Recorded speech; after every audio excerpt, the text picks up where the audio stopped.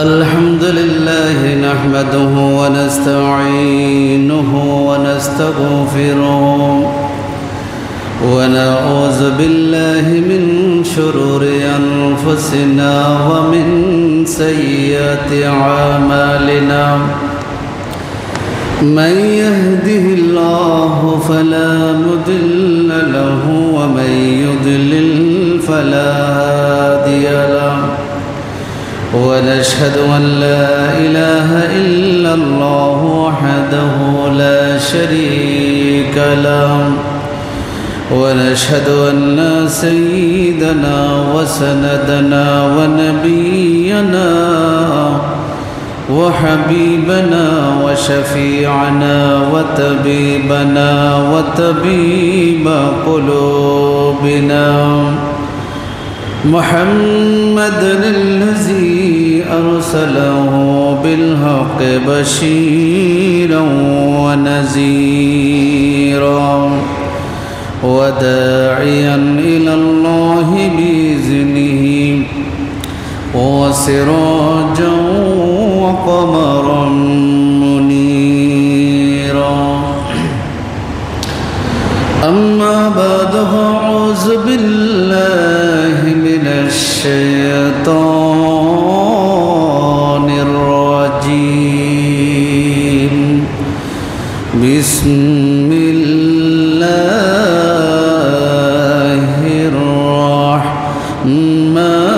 الرحمن الرحيم إن الله وملائكته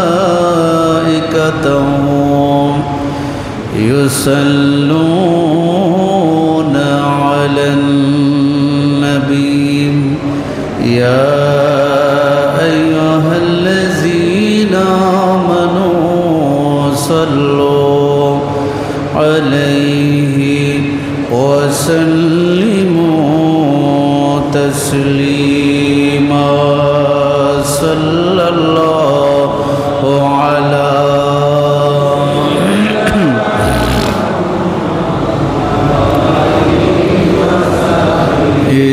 وسلم صلى الله على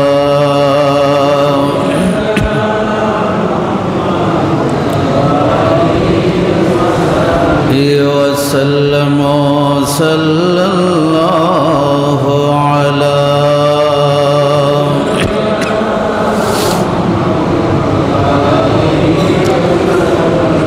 وسلم اللهم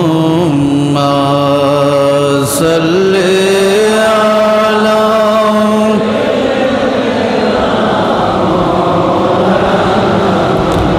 محمد وعلى آل سيدنا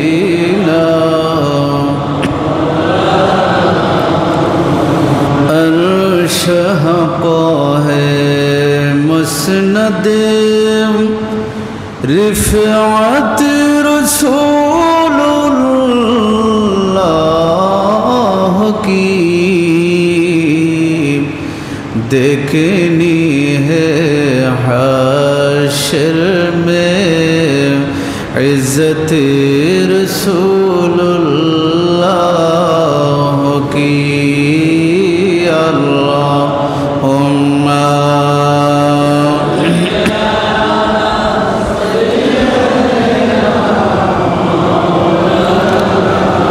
मुहम्मद वाला आले सय्यिदिना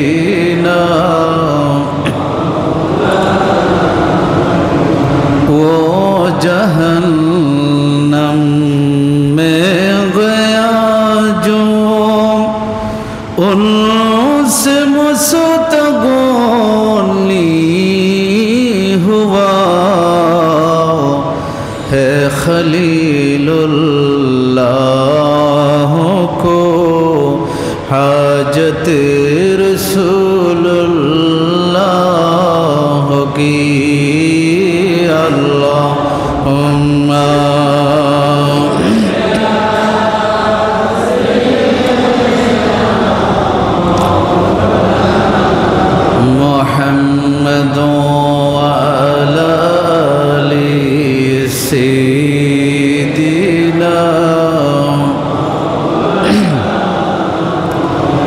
بسم الله الرحمن الرحيم وما ينطق عن الهوى إن هو إلا وحي يوحى علمه شديد القوى صدق الله مولانا العظيم وصدق رسوله النبي الحبيب الكريم ونحن على ذلك من الشاهدين والشاكرين ربي صل وسلم وبارك عليه পবিত্র রবিউল নূর রবিউল আউয়াল মাসের প্রথম জুমার নামাজ আদায় করবার উদ্দেশ্যে আগত মুআজ্জাজ মুহতারাম সম্মানিত শ্রদ্ধেয় মুরব্বিয়ানে কারাম মুসাল্লিয়ানে আযম যুবক ভাইয়েরা রহিমানি ওয়া রাহিমাকুমুল্লাহ আসসালামু আলাইকুম ওয়া রাহমাতুল্লাহি ওয়া বারাকাতুহু। রব্বুল আলামিনের পবিত্র দরবারে শত কোটি শুকরিয়ার সাজদা আদায় করছি যে মহান রব্বুল আলামিন আহকামুল হাকিমিন আমাদেরকে তার বাইতুল্লাহর মধ্যে যথাসময়ে এসে উপস্থিত হবার তৌফিক দান করেছেন। শুকরিয়া আদায় করি আমরা সকলে পড়ি আলহামদুলিল্লাহ। এই মাস আমরা সকলে জানি রবিউল আউয়াল মাস। শুধু রবিউল আউয়াল হিসেবে আমরা জানি না, এই মাসটাকে আমরা চিনি এবং জানি কায়নাতের বাদশা নবী, দো জাহানের বাদশা নবী, ইমামুল কিবলাতাইন, সৈয়দুল মুরসালিন, সৈয়দুল আম্বিয়া, খাতামুন নবিয়্যিন, শফিউল মুজনবিন, নবী দো জাহান হুজুরে মুহাম্মদুর রাসূলুল্লাহ সাল্লাল্লাহু আলাইহি ওয়াসাল্লামের আগমনের মাস হিসাবে আমরা সকলে জানি। যারা মাহে রবিউল আউয়াল আসলেই যারা খুশি হয়, আনন্দিত হয়, আল্লাহ পাক রব্বুল আলামিন নবীকে যেই দিন দুনিয়াতে পাঠিয়েছিলেন সেই দিন যারা যারা খুশি হয়েছিলেন তাদের সাথে আজকে আমরা রবিউল মাস আসার কারণে আমরা যারা খুশি হতে পেরেছি, আনন্দিত হতে পেরেছি, আনন্দ আমাদের অন্তরে জাগ্রত হয়েছে। আল্লাহ যেন সেই সমস্ত ব্যক্তিদের দলের অন্তর্ভুক্ত যেন আমাদেরকে করেন, জোরে বলে আমিন। আল্লাহ রসুল সাল্লাল্লাহু আলাইহি ওয়াসাল্লাম শুধু দুনিয়াতে তাশরীফ এনেছেন, এই সংবাদে সব কিছু আনন্দিত হয়েছে, উদ্বেলিত হয়েছে, কিন্তু একজন মাত্র সে খুশি হতে পারে নাই, আনন্দিত হতে পারে নাই। তার নাম আমরা সকলে জানি, তার নাম কি? ইবলিস। তার নাম কি? এখন আমরা রবিউল আউয়াল মাস আসলে বেজার যদি হই, বেজার তো হয় ইবলিস। আমরা যদি বেজার হয়ে যায়, দুঃখিত হই, আমাদের নাম কার কাতারে চলে যাবে? ইবলিসের কাতারে চলে যাবে। এই জন্য আমাদেরকে বেজার হওয়ার কোনো সুযোগ নেই, আমাদেরকে কি হতে হবে? আনন্দিত হতেই হবে। আল বিদায়া ওয়ান নিহায়া নামক কিতাবের মধ্যে এসেছে ইবলিস তার জীবনে 4 বার কান্না করেছিল, 4 বার কেঁদেছিল, আর কোনোদিন সে কান্না করে নাই। একবার সে কেঁদেছিল যখন তাকে জান্নাত থেকে মালউন বলে, অভিশপ্ত বলে যখন তাকে বের করে দেওয়া হয়, সে পরে আফসোস করেছিল, আমি যদি আদমকে সেজদা করতাম আমি জান্নাতে থাকতে পারতাম। সে আফসোস করে সে কান্না করেছিল। দ্বিতীয়ত সে কান্না করেছিল আমার নবীকে যখন মক্কা নগরীতে মা আমিনার কোলে আলোকিত করে যখন মানব জাতির হেদায়েতের জন্য, নিপীড়িত নির্যাতিত জাতিকে মুক্ত করার জন্য আল্লাহ তাআলা যখন দুনিয়াতে রাহমাতুল্লিল আলামিন করে যখন প্রেরণ করলেন, নবীর আগমন যখন মক্কা নগরীতে ঘটল, তখন ইবলিস অঝরে কান্না করল। তৃতীয়ত, আমার নবীর উপরে ওহী বন্ধ ছিল। ওহী বন্ধ থাকার পরে পূর্ণাঙ্গ সূরা ফাতিহা, যেটা আমাদের কোরআনের শুরুতে আছে, এই সূরাটা যখন আল্লাহ নাজিল করলেন আমার নবীর উপর, তখন সেই ইবলিস কান্নায় ভেঙে পড়ল। চতুর্থত, আল্লাহ তাআলা কোরআনে বলেছেন ইজা জাআ নাসরুল্লাহি ওয়াল ফাত। এখানে আল্লাহ মক্কা বিজয়ের ঘোষণা দিয়েছিলেন। পরবর্তীতে 10ম হিজরিতে আল্লাহ রসুল সাল্লাল্লাহু আলাইহি ওয়াসাল্লামের সাহাবায়ে কেরামের 8ম হিজরিতে সাহাবায়ে কেরামের হাতে, নবীর হাতে মক্কা বিজয় হয়। যেই মক্কা থেকে নবীকে বের করে দেওয়া হয়, সেই মক্কা স্বাধীন হয়, আমার রসুলের হস্তগত হয়। রসুলের কাছে তারা নত স্বীকার করে। যেই দিন এই কাজটা হয়েছিল, তখন ইবলিস সে কান্নায় ভেঙে পড়েছিল। সুতরাং এই 4 জায়গায় ইবলিস কান্না করেছিল। সেখান থেকে সবচেয়ে বেশি মারাত্মক ছিল আমার নবীর আগমনটা। আমার নবীর আগমনে সে কান্না করেছিল বেশি। কারণ ছিল, আমার নবী যখন দুনিয়াতে এসেছে, আল্লাহ দ্বীনকে বিজয় করে ছাড়বেন, দুনিয়ার মানুষকে ইসলামের আলোর ছায়াতলে এনে ছাড়বেন। সে ইবলিস সেটা জানতো, সে বিশ্বাস করত। এই জন্য রসুল যেদিন দুনিয়াতে চলে আসলেন, সে সবচেয়ে বেশি বেজার হয়েছিল, সে সবচাইতে বেশি দুঃখিত হয়েছিল, সবচাইতে বেশি সে পেরেশান হয়েছিল। তার পেরেশানির কারণে সে সাফা পাহাড়ের পাদদেশে গিয়ে সে একা একা বেশি বেশি কি করেছিল, কান্না করেছিল, দুঃখিত হয়েছিল। সুতরাং আজকের এই মাস যখন আমাদের কাছে আসলো, এই মাস নবীর আগমনের মাস। এই জন্য নবীর আগমনের মাস যখন মোমেনের কাছে আসে, মোমেনকে খুশি হতে হয়, মোমেনকে আনন্দিত হতে হয়। মোমেন কখনো পেরেশান হলে চলে না। যদি পেরেশান হই, তাহলে ইবলিসের কাতারে আমরা কি হয়ে যাব, শামিল। বন্ধুরা আমার, নবী কেন, নবীর জন্য, নবী আসার কারণে ইবলিস এত বেশি কান্না করল, এই কারণটা বোঝানোর জন্য একটা হাদিস আছে। সে হাদিসটা সহ প্রায় কিতাবের মধ্যে বর্ণিত হয়েছে।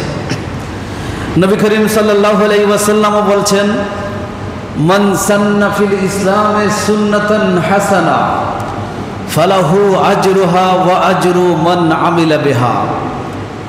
ইসলামের মধ্যে যদি কেউ একটি ভালো কাজ আবিষ্কার করে, কোরআন সুন্নাহর খেলাফ নয়, কোরআন সুন্নাতে নিষেধাজ্ঞা আছে এরকম নয়, বরং কোরআন সুন্নাহর মুআফিক যদি কোনো ভালো কাজ যদি কোনো মানুষ আবিষ্কার করে, সেই সওয়াব তো পাবে। যারা সেই কাজ অনুযায়ী আমল করেছে তারাও সওয়াব পাবে, এবং যারা আমল করেছে তারা যেই পরিমাণ সওয়াব পাবে, সমপরিমাণ সওয়াব যিনি আবিষ্কার করেছেন তার আমলনামায় যোগ হবে। জোরে বলি সুবহানাল্লাহ। এটা আমি প্রায় সময় বলি, এই মসজিদ যিনি দিয়েছেন, তিনি মসজিদ নির্মাণ করার কারণে সওয়াব পাবে। এই মসজিদে যত বান্দা কিয়ামত পর্যন্ত নামাজ আদায় করবে, ইবাদত বন্দেগী করবে, তারা নামাজ আদায় করে সওয়াব পাবে। যেই লক্ষ লক্ষ বান্দারা নামাজ আদায় করে যেই সওয়াব পাবে, সমপরিমাণ সওয়াব যিনি মসজিদ নির্মাণ করে দিয়েছেন, মসজিদের জায়গা বরাদ্দ দিয়েছেন, তার আমলনামায় আল্লাহ যোগ করে দিবেন। জোরে বলেন সুবহানাল্লাহ। এখন চিন্তা করে দেখেন, নবীর জন্য ইবলিসের এত কান্না কেন? নবী আসলো এই জন্য ইবলিস এত পেরেশান কেন? কারণ এটাই ছিল, ইসলাম নবী নিয়ে এসেছেন। ইসলাম আসার আগে জাহেলিয়াত ছিল, অন্ধকার ছিল, মানুষে মানুষে মারামারি ছিল, কাটাকাটি ছিল, জাহান্নামে যাওয়ার মানুষের জন্য রাস্তা সহজ ছিল, অন্ধকারাচ্ছন্ন ছিল। ইবলিস জানতো নবী যখন এসে গেছে ইসলাম মানুষের ভিতরে ঢুকে যাবে, ইসলামের আলো মানুষের ভিতরে প্রবেশ করবে, মানুষ অন্ধকার থেকে রক্ষা পেয়ে সে জান্নাতের পথ ধরবে। এখান নবীর মাধ্যমে এই রাস্তা শুরু হবে, শুরু হয়ে কিয়ামত পর্যন্ত এই রাস্তা বরাবর থাকবে। তো যেই ব্যক্তি একটি ভালো কাজ করলে সওয়াব পায়, আর ওই অনুযায়ী যারা আমল করলে সে সওয়াব পায় সমপরিমাণ সওয়াব যিনি আবিষ্কার করে তাকে দেওয়া হয়। তো ইবলিস এটা জানতো নবী শুধু ইসলাম এনেছেন, কলমা দিয়েছেন, নবী তো এটার জন্য নবী হিসেবে মর্যাদাবান হবেন এবং হয়েছেন। সাথে সাথে কিয়ামত পর্যন্ত যত মুসলমান সেই ইসলামের অনুসরণ করবে, আমল করবে, ইসলাম মানবে, কলমা অনুসরণ করবে, তারা যত সওয়াব পাবে, যত নূর পাবে, যত আলো পাবে, সমপরিমাণ সওয়াব আমার নবীর আমলনামায় যোগ করে দেওয়া হবে। জোরে বলে সুবহানাল্লাহ। এই জন্য তাই সে ইবলিস জানতো নবী তো সেরা, সেরাদের সেরা, নবীর মতো কেউ নয়। এই জন্য এই নবী যখন এসেছে আমার যেই পথভ্রষ্টতা অন্ধকারাচ্ছন্ন সেগুলো তো আর থাকবে না, সেগুলো তো ধুলাই মিশে যাবে, সেগুলো শেষ হয়ে যাবে, ধ্বংস হয়ে যাবে।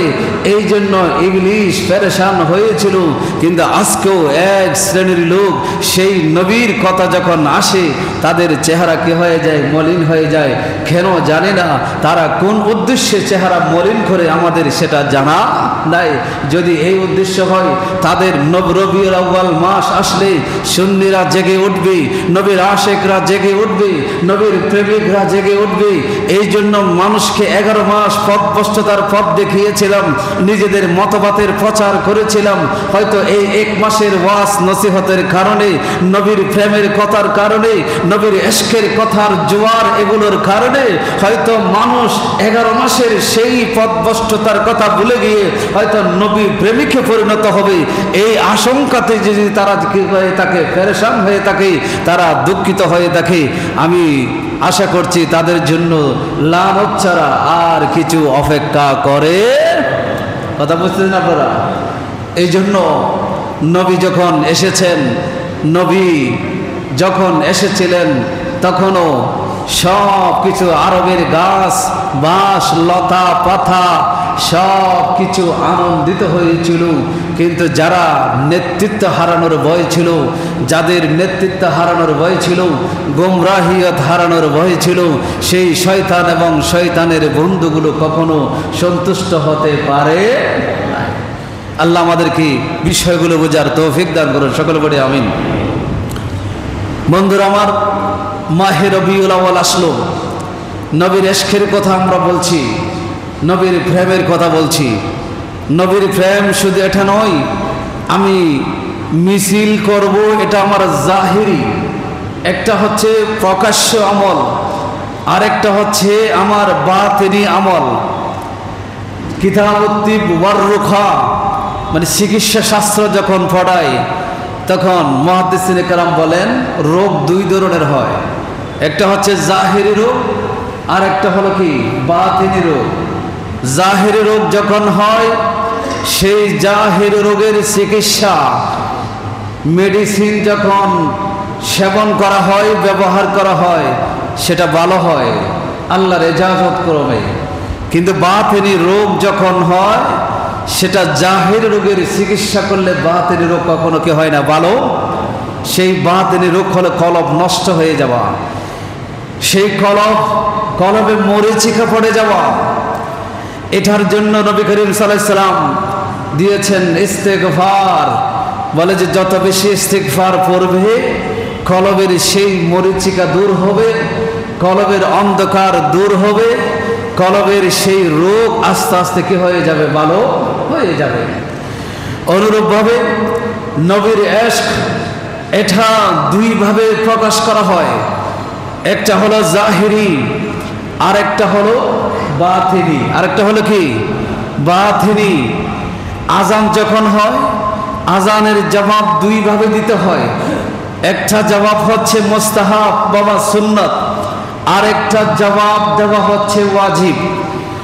আজান মুয়াজ্জিন যখন আজান দেয়, আজানের মুয়াজ্জিনের কণ্ঠে যে শব্দগুলো শুনি সেগুলো পুনরাবৃত্তি করে জবাব দেওয়া এটা হলো সুন্নত কিংবা মুস্তাহাব। কিন্তু আজান দেওয়া হয় নামাজের জন্য, নামাজের ওয়াক্ত হয়েছে, জামাতের সময় হয়েছে, এটা বোঝানোর জন্য আজান দেওয়া হয়। জামাতে উপস্থিত হওয়া, নামাজ যথাসময়ে আদায় করা জন্য মসজিদে আসা, আদায় করা, এটা হলো আজানের ওয়াজিব জবাব। এভাবে প্রত্যেকটা বিষয়ের দুইটা দিক থাকে। অনুরূপভাবে নবীর ইশক, নবীর মহাব্বত, নবীর প্রেম ভালোবাসা, এটা প্রমাণের জন্য দুইটা দিক, একটা হলো জাহিরি আর একটা হলো কি বাতিনি। কথাগুলো বুঝতেছেন আপনারা? একটা হলো জাহিরি আর একটা কি বাতিনি। আমি একাডেমিক কথা ছাড়া আসলে আমি তো মাঠে ময়দানের ওয়াইজ নয়, এই জন্য আমি ওই ধরনের কথাগুলো বলতে পারি না। আমি ছাত্রদেরকে যেভাবে পড়াই হয়তো সেভাবে কিছু কথা বলার চেষ্টা করি। জাহিরি এবং বাতিনি দুইটা দিক আছে। জাহিরি হলো নবী এসেছেন এই জন্য খুশি হব। জাহিরি হলো নবী এসেছেন 12 রবিউল আউয়াল যখন আসে, বিরিয়ানি বিভিন্ন ধরনের খানাপিনার মেজবানের আয়োজন করে গরিব মিসকিনদেরকে বন্টন করা। জাহিরি হলো নবী এসেছেন রোজা পালন করা। জাহিরি হলো যেগুলো মানুষ দেখে। জাহিরি হলো নবী এসেছেন আনন্দ উদযাপন, আনন্দ মিছিল করা। আর বাতিনি হলো জীবন থেকে যেন নবীর সুন্নত যেন বিদায় না যায়, নবীর সুন্নতের পায়রবি করা, নবীর সুন্নতের অনুসরণ করা, নিজের জীবনে নবীর সুন্নতকে প্রতিষ্ঠিত করা। জোরে বলে সুবহানাল্লাহ। কথাগুলো বুঝতে পেরেছেন আপনারা? বাতিনি হলো নিজের জীবনে, পারিবারিক জীবনে, ব্যক্তিগত জীবনে, সামাজিক জীবনে প্রত্যেকটা স্তরে স্তরে আপনার নবীর সুন্নতকে প্রতিষ্ঠা করা। এটা হলো বাতিনি, নবীর আর নবীর প্রেম এবং ভালোবাসার বহিঃপ্রকাশ। আর জাহির হলো নির্দিষ্ট মাসে নির্দিষ্ট দিনে আনন্দ উদযাপন করা, গরিব মিসকিনদের জন্য হানাফিনার ব্যবস্থা করা, আমল করা এবং আপনার মিলাদ মাহফিলের ব্যবস্থা করা। এটা হলো জাহিরি, নবী এসেছেন সেটার খুশির বহিঃপ্রকাশ করা। আমি সেই বাতিনি জাহিরিগুলো তো আমরা জানি, অনেকে এগুলার বেদাত বিভিন্ন ধরনের ফতোয়া দেয়, আমি সেদিকে যাচ্ছি না। বাতিনি যে বিষয়গুলো সেগুলোর দিকে আসতেছি। আল্লাহ পাক রব্বুল আলামিন কোরআনুল কারীমের মধ্যে একটি আয়াত নাজিল করেছেন। আমরা জানি আল্লাহ যেটা কোরআন দিয়েছেন সেটা কোরআন, নবী যেটা দিয়েছেন সেটা হাদিস তথা সুন্নাহ হিসেবে আমরা জানি। কিন্তু আল্লাহ বলতেছেন আমি যেটা দিয়েছি সেটাও আমার, আমার নবী যেটা দিয়েছে সেটাও আমার। সুবহানাল্লাহ বলবেন না? আল্লাহ বলতেছেন আমি যেটা দিয়েছি সেটা কার? আমি আল্লাহর। কিন্তু আমার নবী যেটা দিয়েছে সেটাও কার? আল্লাহর। এই জন্য ওহী দুই ধরনের হয়। আল্লাহ যেটা দেন সেটাকে ওহী বলা হয়। ওহী দুই শ্রেণীতে বিভক্ত। একটা ওহী বলা হয় ওহীয়ে মতলু, যেটা তেলাওয়াত হয়, কোরআন নামাজে তেলাওয়াত হয়, এই জন্য এটাকে ওহীয়ে মতলু বলা হয়। আরেকটা হচ্ছে ওহীয়ে গায়রে মতলু, যেটা কোরআন নামাজে তেলাওয়াত হয় না, এই জন্য এটা সুন্নাহ, এটাকে ওহীয়ে গায়রে মতলু বলা হয়। ওহীয়ে মতলু হোক, ওহীয়ে গায়রে মতলু হোক, আল্লাহ বলতেছেন সব কিছু আমার পক্ষ থেকে দেওয়া। জোরে বলে সুবহানাল্লাহ। আল্লাহ রাব্বুল আলামিন বলছেন وما ينطق عن الهوى إن هو إلا وحي يوحى। বলে আমার নবী নিজ থেকে কোনো কথা বলেন নাই। সুবহানাল্লাহ। একটু জোরে বলি না সুবহানাল্লাহ। নবী 63 বছর জীবনের কথা আল্লাহ বলছেন। আমার নবী 63 বছর জীবনে যা বলেছেন তোমাদের সাথে, এখানে একটা কথাও নবী নিজ থেকে বলেন নাই। ওয়ামা ইয়ানতিকু আনিল হাওয়া, নিজের থেকে কোনো কথা বলেন নাই। কি বলেছেন? ইল্লা ওয়াহয়ুন ইউহা, তবে যে কথাগুলো তিনি বলেছেন সবগুলো কথা আমি আল্লাহর পক্ষ থেকে ওহী হিসেবে প্রেরণ করা হয়েছে। জোরে বলি সুবহানাল্লাহ। আল্লাহ পাক রব্বুল আলামিন স্বীকৃতি দিলেন আমার নবী যা বলেছেন সবগুলো আমার পক্ষ থেকে। সুতরাং কোরআন হলো এটা আল্লাহর পক্ষ থেকে, আর রাসূলের সুন্নাহ হলো সেটাও কার পক্ষ থেকে? কথা বলেন না, কার পক্ষ থেকে? সেটা বুখারী শরীফের হাদিস হলো সেটা আল্লাহর পক্ষ থেকে, সেটা মুসলিম শরীফের হাদিস যদি হয় সেটা আল্লাহর পক্ষ থেকে, সিহা সিত্তার যদি হাদিস হয় সেটা আল্লাহর পক্ষ থেকে। সিহা সিত্তা ছাড়া মুসনাদ আহমদ ইবনে হাম্বল, মাজমাউজ জাওয়ায়েদ, তাবরানী, আল মুজামুল কবির, আল মুজামুস সগীর, আল মুজামুল আওসাত সহ মুসনাদে আবু ইয়ালা, মুসনাদে ইবনে আবি শাইবা, এভাবে যত মুসান্নাফে ইবনে আবি শাইবা, মুসান্নাফে আব্দুর রাজ্জাক সহ যত হাদিসের কিতাব আছে, সেই হাদিসের কিতাবে যত রাসূলের হাদিস আছে, সমস্ত হাদিসের সার্টিফিকেট আল্লাহ দিচ্ছেন। আল্লাহ বলতেছেন কোরআন যেভাবে আমার রাসূলের মুখ থেকে বের হওয়া প্রত্যেকটা কথা সেগুলো আমি আল্লাহর পক্ষ থেকে। জোরে বলি সুবহানাল্লাহ। এখন কোরআন মানবো, সাথে সাথে হাদিস মানবো কিনা? কথা বলেন না। কোরআন মানবো, সাথে হাদিস কি করতে হবে? মানতে হবে। কোরআনের পাশাপাশি হাদিস মানতে হবে। আবু দাউদ শরীফের বাবু ইত্তেবাই সুন্নাহ এই অধ্যায়ের মধ্যে হাদিস এসেছে, এমন একটি সময় আসবে, নবী বলেন এমন একটি সময় আসবে, অনেক যুবকদেরকে দেখবা সিংহাসনে বসবে, বসার পরে বলবে আমি কোরআনে যা হালাল পেয়েছি সেগুলো হালাল হিসেবে মেনে নিব, কোরআনের বাইরে কোনো হালালকে হালাল মানব না। আবার যেগুলো কোরআনে যেগুলো হারাম পেয়েছি সেগুলোকে হারাম মানব, কোরআনের বাইরে কোনো কিছুকে হারাম মানব না।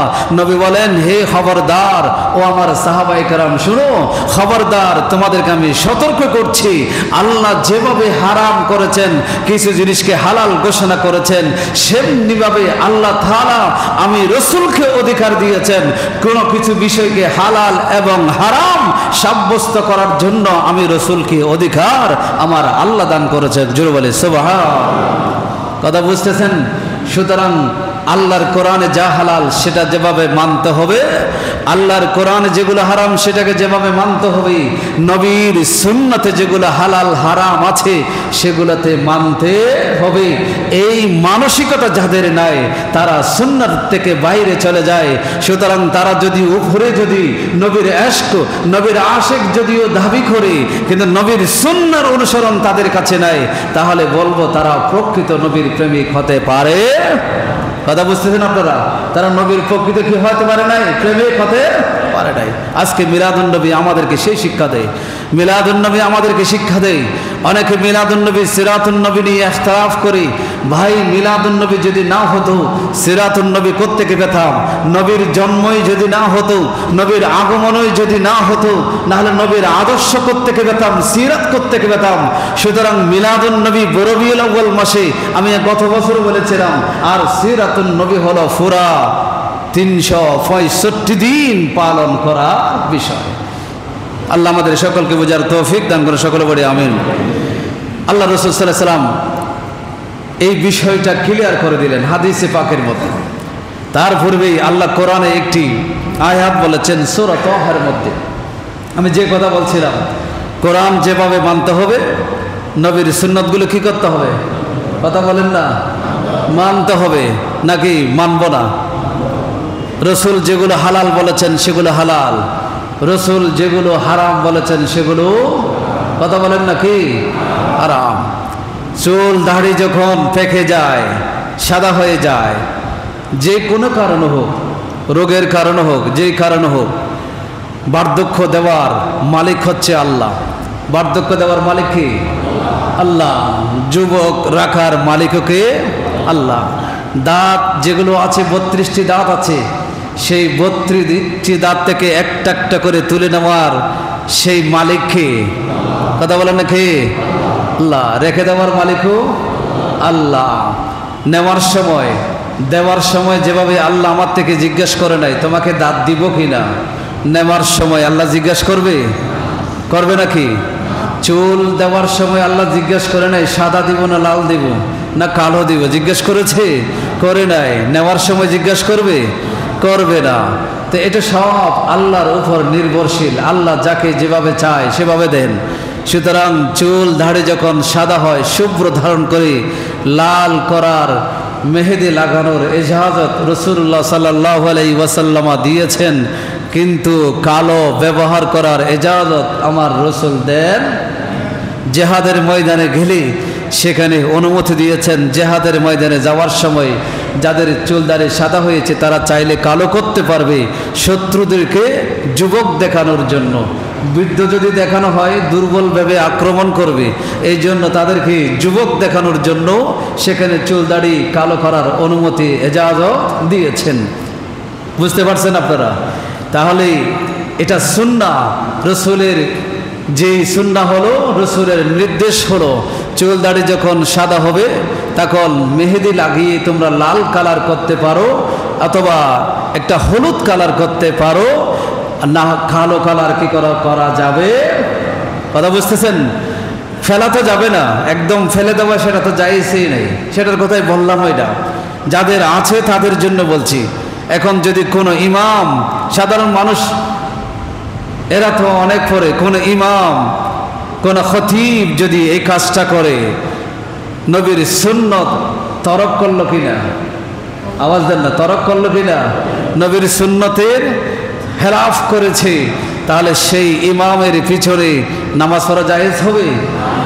হাজারো নবী প্রেমিক হোক, হাজার বিশ্ববরণ্য বক্তা হোক, যত বড় বক্তা হোক না কেন, সেই বক্তার পিছনে নামাজ পড়া কখনো জায়েজ হবে? কথা বুঝতেছেন? দ্বিতীয়ত আমি তরকের কথা বলছি।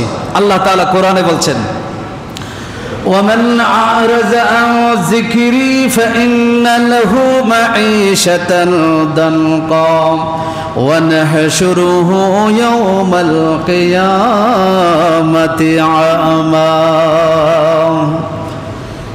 আল্লাহ বলছেন, যেই ব্যক্তি আমার জিকির থেকে মুখ ফিরিয়ে নিল, আমার নির্দেশ থেকে মুখ ফিরিয়ে নিল, আমার বিধান থেকে যে ব্যক্তি মুখ ফিরিয়ে নিল, ফাইন্না লাহু মাঈশাতান দানকা, তার জীবনে, দুনিয়ার জীবনে তার জীবনটা আমি সংকীর্ণময় করে দেব, তার জীবনটা সংকটাপন্ন থাকবে, সংকট মুক্ত কখনো হবে না।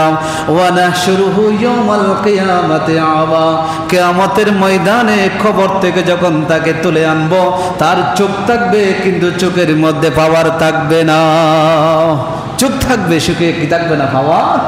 অন্ধ হয়ে কিয়ামতের ময়দানে আসতে হবে। এখানে জিকিরি বলেছেন, আল্লাহর জিকির, আল্লাহর বিধান। আমি আগেই বলেছিলাম, নবী কোরআন থেকে হলে সেটাও আল্লাহর বিধান, রসুলের হাদিস থেকে হলো সেটা কার বিধান? কথা বলেন না, কার বিধান? আল্লাহর বিধান। কোরআন থেকে হলো আল্লাহর বিধান, সুন্নাহ থেকে হলো আল্লাহর বিধান। আল্লাহ বলেছেন, নবী আমার বলা ছাড়া কোনো কথা বলেন নাই, আমার থেকে না দেওয়া ছাড়া আল্লাহর নবী কোনো বিধান দেন নাই, যা দিয়েছেন আমার পক্ষ থেকে দিয়েছে। সুতরাং আমার বিধানকে যারা মানবে না, আমার আল্লাহ বলেন তাদের জীবনটাকে আমি সংকটময় করে দেব, তাদের জীবনটাকে আমি সংকীর্ণ করে দেব। সে হাজার হাজার টাকা রোজগার করবে কিন্তু শান্তি পাবে না, সে কোটি কোটি টাকার মালিক হলো শান্তি পাবে না, সে সমাজের সর্দার হলো শান্তি পাবে না, সে সমাজের নেতা হলো শান্তি পাবে না, রাষ্ট্রের প্রধান হলো শান্তি পাবে না, তার ভিতরে শান্তি থাকবে না, পরিবারের শান্তি থাকবে না, অশান্তি অশান্তি তার জীবনে করে দেব। সাথে সাথে কিয়ামতের ময়দানে যখন কবর থেকে তাকে তুলে আনবো বিচারের জন্য, ওই বিচারের জায়গায় আসার পূর্বে সে অন্ধ হয়ে দুনিয়া থেকে, দুনিয়ার কবর থেকে উঠে আসবে। এটা আল্লাহ বলেন। সুতরাং এই নবীর সুন্নতের খেলাফ যারা করবে, কোরআনের খেলাফ, অনেকে বলি, আমি ওই জায়গা থেকে বলছি, নবীর সুন্নতের খেলাফ যারা করবে, বাতিনিভাবে যেগুলো নবীর প্রেমিক হিসেবে নবীর সুন্নতের পাইরবি করা, নবীর সুন্নতের অনুসরণ করা যেভাবে আমাদের উপর ফরজ, সেই ফরজ যারা তরক করবে, আল্লাহর এই আয়াতের ভিতরে আল্লাহ বলে দিয়েছেন তাদের জীবনটাও আমি কি করে দিব? সংকীর্ণ করে দিব। তাদের জীবন আমি বিপদ দিয়ে ভরপুর করে দিব, তারা কখনো বিপদ মুক্ত হতে পারবে না। এটা দুনিয়ার শাস্তি, আর আখিরাতের শাস্তি হলো আমি তাকে অন্ধ করে কিয়ামতের ময়দানে বিচারের কাঠ করে তাকে দাঁড় করাবো। চিন্তা করে দেখেন, নবীর একটা বিধান যদি লঙ্ঘন করি, নবীর একটা ছোট্ট বিধান নবী দিয়েছেন, একটা ছোট্ট কথা নবী বলেছেন, সেটার খেলাফ যদি আমরা করি। হযরত ইমাম আবু ইউসুফ রাহমাতুল্লাহি আলাইহি তিনি যখন বসাচ্ছিলেন মেহমান হিসেবে, সেখানে খাবার, মিষ্টান্ন জাতীয় খাবার আনা হলো। একজন বলল যে আল্লাহ রাসূল সাল্লাল্লাহু আলাইহি ওয়াসাল্লাম ইউহিব্বুল হালওয়া, রসুল হালুয়া মিষ্টান্ন জাতীয় খাবার পছন্দ করতেন। আরেকজন বলল নবী পছন্দ করলো কিন্তু মিষ্টান্ন জাতীয় খাবার আমার পছন্দ নয়। হযরত ইমাম আবু ইউসুফ রহমাতুল্লাহি আলাইহি তরবারি বের করলেন, তরবারি বের করে বললেন, তুমি যে বলেছো রসুলের পছন্দ কিন্তু তোমার পছন্দ নয়, এখানে রসুলের সাথে তোমার পছন্দের তুলনা করেছো, এটা যতক্ষণ পর্যন্ত তওবা করবে না, যদি তওবা যদি না করো আমি আবু ইউসুফ তোমার গর্দান ফেলে দেব। যেটা বলি না সুবহানাল্লাহ। বুঝতেছেন নবীর সুন্নত কি জিনিস? নবীর সুন্নত এগুলো তরক করা এত বড় অপরাধ, এত বড় অপরাধ। আজকে আমরা অহরহ নবীর সুন্নত আমরা তরক করতেছি, প্রতি মুহূর্তে আমরা তরক করতেছি। আমি যখন আমায় ওই জুমায় বলেছিলাম ঘুমানোর সময়, খাবার সময়, ঘুম থেকে ওঠার সময়, গোসল করার সময়, বাথরুমে প্রবেশ করার সময়, বের হওয়ার সময়, মসজিদে আসার সময়, যাওয়ার সময়, স্ত্রীর কাছে যাওয়ার সময়, এই যে প্রত্যেকটা ঘরে প্রবেশ করার সময়, ঘর থেকে বের হওয়ার সময়, প্রত্যেকটা জায়গায় আমার নবী কিছু সুন্নত দিয়েছেন, কিন্তু সেই সুন্নতগুলো অপবিত্র হয়ে গেল। নীরবে আজকে সমাজ থেকে সেগুলো অপবিত্র ঘটলো আমাদের মতো এই যে নামদারি মুসলমানের কারণে আমরা সেগুলো অপবিত্র ঘটিয়ে দিয়েছি। সেই অপবিত্র ঘটিয়ে দেওয়ার কারণে সেই নূর আমাদের কাছে নেই। এই জন্য আজকে বাতিলরা যখন আমাদেরকে দেখে ভয় পায় না, অথচ আল্লাহ রসুল সাল্লাল্লাহু আলাইহি ওয়াসাল্লামকে 1 মাসের দূরত্ব রাস্তা থেকে কেউ যদি নবীকে খেয়াল করত, মুহাম্মদ নামক একজন ব্যক্তি এটাকে খেয়াল করত, তার ভিতরে কম্পন শুরু হয়ে যেত। জোরে বলে সুবহানাল্লাহ। আল্লাহ রসুল সাল্লাল্লাহু আলাইহি ওয়াসাল্লাম মাত্র 13-14 জন মানুষ মুসলমান হয়েছে। হযরত আমির হামজা সহ কয়েকজন সাহাবী পাহারা দিতে সবসময় দারুল আরকামের বাইরে দাঁড়িয়ে থাকতো যেন কাফেররা আক্রমণ করতে না পারে। মাত্র মুসলিম হয়ে 12-13 জন মুসলমান। এমন অবস্থায় একজন, তাও সেও কাফের, সে আসলো, এসে বলল, মুহাম্মদ আমি শুনেছি আপনি নাকি আমানতদার, আপনি মানুষকে ভালো কথা বলেন। আবু জেহেল আপনার চাচা লাগে, পাশাপাশি ঘর। আপনারা তো জানেন যেখানে কিতাবের লাইব্রেরি আছে সেটা হচ্ছে আল্লাহ রসুলের ঘর, আর যেটাতে টয়লেট আছে সেটা হচ্ছে কার ঘর? আবু জেহেলের ঘর। কত দূর, কত ডিস্টেন্স, আপনারা যারা গিয়েছেন তারা দেখেছেন না? এইটুকু ডিস্টেন্স।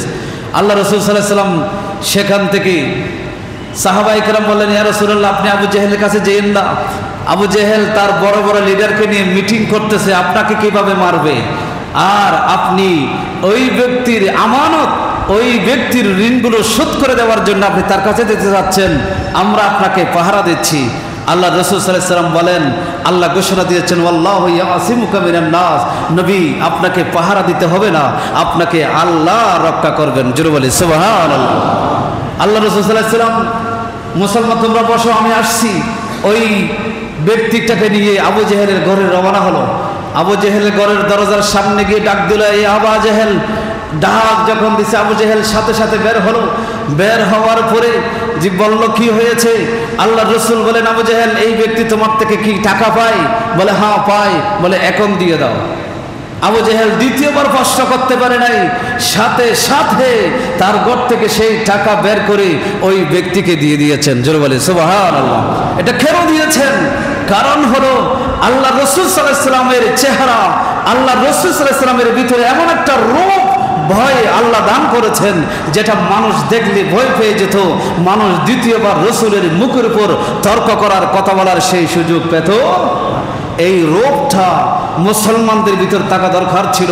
আবু বকর সিদ্দিকের মধ্যে যেই রূপ ছিল, ওমর ইবনুল খাত্তাবের মধ্যে যেই জজবা ছিল, মাওলা আলী শের খোদার মধ্যে যেই জজবা ছিল, রূপ ছিল, হযরত ওসমান জিন্নুরানের মধ্যে যেই রূপ ছিল, হাসান হোসাইনের মধ্যে যেই রূপ ছিল, সেই 1,24,000 সাহাবীদের মাঝে যেই রূপ ছিল, সেটা আমাদের ভিতরে থাকা দরকার ছিল।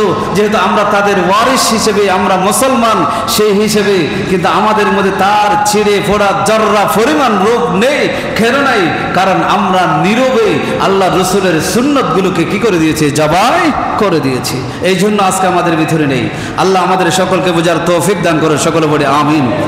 একটা হাদিস এসেছে তারিখে বাগদাদ, এইটা বলে শেষ করি। তারিখে বাগদাদের মধ্যে আল্লামা খতিব বাগদাদি রাহমাতুল্লাহ আলাইহি বলেন, আল্লাহ পাক রব্বুল আলামিন আমার রাসূল সাল্লাল্লাহু আলাইহি ওয়াসাল্লাম বলেন লিল্লাহি সালাসাতু আমলাক, আল্লাহ পাক রব্বুল আলামিন হাকামুল হাকিমিনের 3 দল ফেরেশতা আছে। একদল ফেরেশতা মুআক্কালুম বিল কাবা, এরা কাবা শরীফের চতুর্দিকে থাকে। আরেক দল ফেরেশতা আছে বি মসজিদে হাজা, রাসূল বলেন আমার মসজিদের এখানে থাকে। আরেক দল ফেরেশতা আছে যারা মসজিদে আকসায় থাকে। এই 3 দল ফেরেশতার কাজ কি? আল্লাহ রাসূল সাল্লাল্লাহু আলাইহি ওয়াসাল্লাম বলেন ফা আম্মাল মুআক্কালা বি মসজিদিল বিল কাবা ফায়ুনাদি ফি কুল্লি ইয়াউমিন, যারা কাবা শরীফের সেই রক্ষণাবেক্ষণে ফেরেশতার দল থাকে তারা প্রতিদিন আহ্বান করে, ফায়ুনাদি তারা এলান করে, ঘোষণা করে।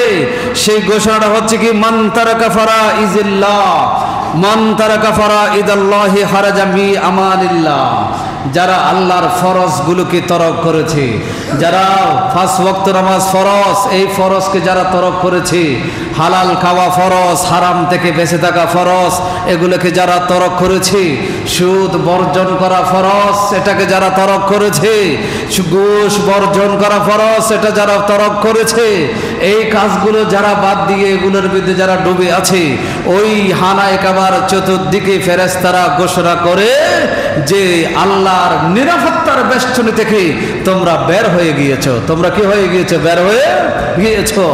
মসজিদে নববীতে যাই ফেরেশতাগুলো বেষ্টনীতে আছে, তাওয়াফরত আছে, তারা ঘোষণা করে মান তারাকা সুন্নাতা মুহাম্মাদিন সাল্লাল্লাহু আলাইহি ওয়াসাল্লাম লাম ইয়ারিদিল খাউদা ওয়া লাম তুদরিকুহু শাফাআতু মুহাম্মাদিন সাল্লাল্লাহু আলাইহি ওয়াসাল্লাম। এই নবীর উম্মতরা শোনো, যারা আল্লাহ রাসূল সাল্লাল্লাহু আলাইহি ওয়াসাল্লামের সুন্নতকে ছেড়ে দিয়েছো, নসুরের এক একটা সুন্নতের অপমৃত্যু ঘটিয়েছো, আজকে তোমার ব্যক্তিগত পারিবারিক সামাজিক জীবনে তাদের জন্য ঘোষণা দেওয়া হয় তোমরা আশা করিও না কিয়ামতের ময়দানে আল্লাহ রাসূলের হাউজে কাউসারের পানি তোমাদের জন্য নসিব হবে, এই আশা তোমরা করো না। তোমাদের নসিবে আল্লাহ রাসূলের হাউজে কাউসারের পানি নেই, যেই পানি পান করলে জীবনেও আর কোনো তৃষ্ণা আসবে না, এই পানি তোমাদের নসিবে জুটবে না। সাথে সাথে তোমরা নবী মুহাম্মদ রাসূলুল্লাহ সাল্লাল্লাহু আলাইহি ওয়াসাল্লামের শাফাআত তোমরা পাবে। এরপরে 3 নম্বর, যারা মসজিদে আকসাই পাহারাদার আছে তারা বলে যে কুল্লু ইয়াউমিন মান কানা তু'মাতুহু হারামান কানা আমালুহু মাদরুবান বিহি হুররু ওয়াজহিহি, যাদের গেজা, যাদের খাবার যারা হারাম হবে, যাদের খাদ্য হারাম, তাদের ইবাদতগুলো তাদের চেহারার উপর নিক্ষেপ করা হবে, তাদের ইবাদতগুলো তাদের চেহারার উপর নিক্ষেপ করা হবে। সুতরাং আমি আজকে যে কথাগুলো বললাম, জাহিরি নবীর প্রেম প্রকাশের পাশাপাশি আমরা নবীর বাতিনি প্রেম কি করব? প্রকাশ করব, বাতিনিভাবে নিজেকে সংশোধন করব। এই মাস মিলাদুন নবীর মাস, নবীর আগমনের মাস। নবী এসে পুরা সমাজটাকে সুন্দর করে দিয়েছেন, নবী এসে পুরা সমাজটাকে সংশোধন করে দিয়েছেন। তো সেই মাসটা যখন আমাদের কাছে আসলো, সেই দিনটা যখন আমাদের কাছে আসলো, আমরা কি আমার ব্যক্তিগত জীবনটাকে সংশোধন করতে পারি না? আমরা চেষ্টা করব নিজের ব্যক্তিগত জীবনটাকে কি করার জন্য? সংশোধন করার জন্য। আল্লাহ আমাদের সকলকে বোঝার তৌফিক দান করুন। সকলে বলে আমিন। ওয়া আখির দাওয়ানা।